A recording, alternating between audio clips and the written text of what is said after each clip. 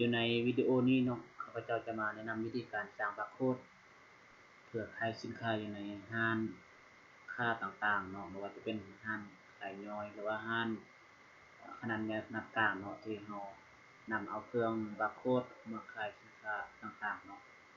ซึ่งข้าพเจ้าจะจัดเลขตัวนี้เนาะเลขสินค้าต่างๆเนาะคืออยู่ใน Word Excel ตัวนี้เนาะจะมาจัดเพื่อจะสร้างบาร์โค้ดอยู่ในห้องกระดาษตัวนี้ซึ่งเลขบาร์โค้ดนี้เขาจะกำหนดเป็น13ตัวเลขเนาะคือตัวนี้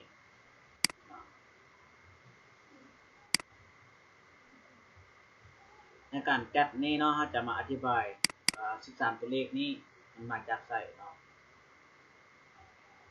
13ตัวเลขนี้เนาะมันจะมาอธิบาย13ตัวเลขคืออย่างเนาะก็คือ13ตัวเลขตัวนี้เนาะตัวเลขข้างหน้าตัวนี้3ตัวนี้เป็นเลขตัวอย่างว่าเขากำหนดเป็นรหัสของประเทศเนาะตัวอย่างว่าประเทศลาวอาจจะกำหนดตัวอย่างตัวนี้เนาะกำหนดเป็น584เนาะแล้ววันนี้4ตัวนี้มีเขาจะกำหนดเป็นเลขหมายของผู้ผลิตเนาะตัวอย่างว่าบริษัทใดที่ว่าผลิตเบียร์อาจจะใส่เป็น4ตัวเลขนี้แล้ววันนี้5ตัวเลขตัวนี้แม่นหมายเลขของสินค้าเนาะตัวอย่างว่าเบียร์แก้วย่างเนาะเขาจะกำหนดเลขสินค้าในตัวนี้เนาะแล้วก็เลข2ตัวนี้มันมาจากไหนเลข2ตัวนี้เขาจะกำหนดเป็นเลขใบบินเนาะแต่ว่าเฮายิงบาร์โค้ดแล้วเขาจะปิ้นใบบินออกเนาะจะกำหนดเป็นเลข2ตัวนี้ในการสร้างบาร์โค้ดนี้เนาะจำเป็นแม่นให้เข้าไปโหลดโปรแกรมเนาะโปรแกรมอยู่ในอินเทอร์เน็ตก่อนเนาะ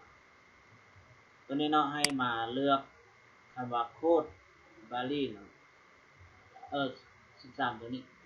มาเลื่อนลงมาตัวนี้เนาะแล้วคลิกใส่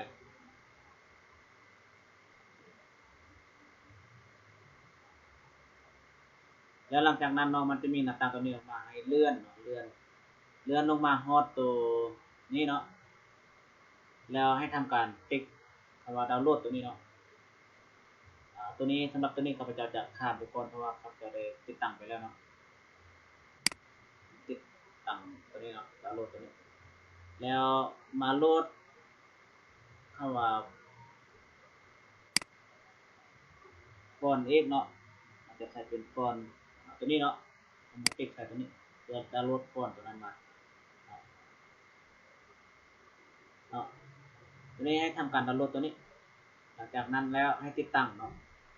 สำหรับการติดตั้งนี้ข้าพเจ้าจะข้ามไปก่อนเนาะบ่อธิบายรายละเอียดนี่เกี่ยวกับการติดตั้งเนาะ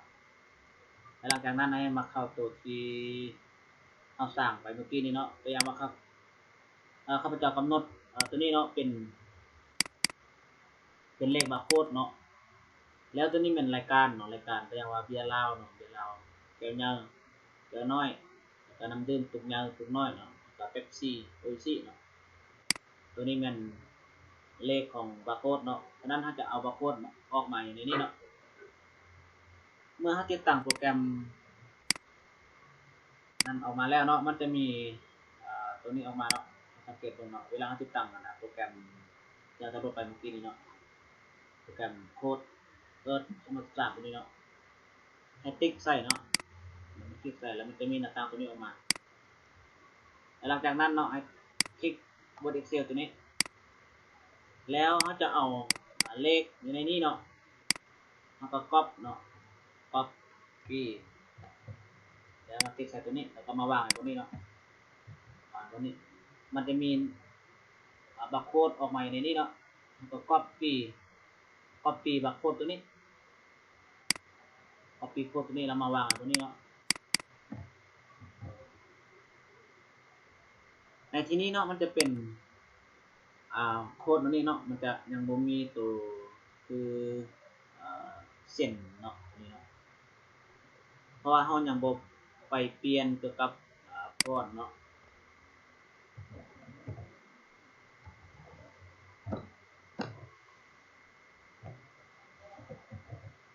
นี่เนาะ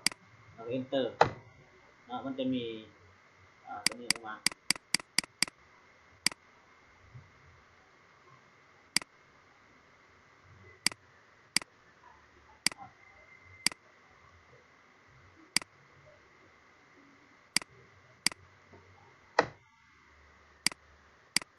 หลังจากนั้นนะครับทำเฮ็ดไปเรื่อยๆแล้วเนาะ copy ตัวนี้เอาวางไว้ตัวนี้ก็ copy เอาวาง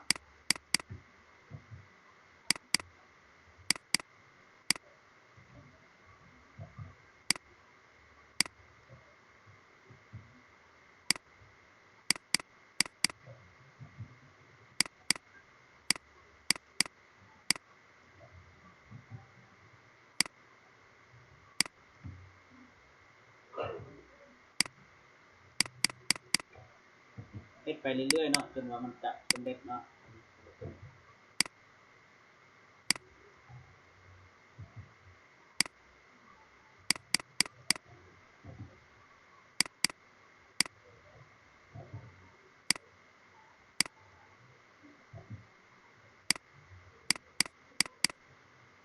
แล้วตัวนี้มันน้อยเนาะก็มาปรับ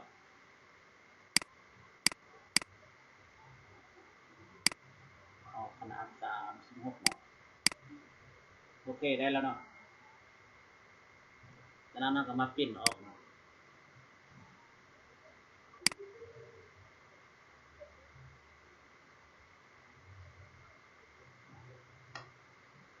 หลังจากนั้นเราก็เอาบาร์โค้ดมาสแกน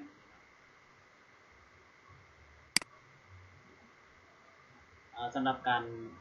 อธิบายคลิปมันก็นี่ก็หมดเนาะว่าท่านใดที่สนใจก็สามารถแชทในสุดตัวได้เนาะทาง Facebook นี่แหละโอเค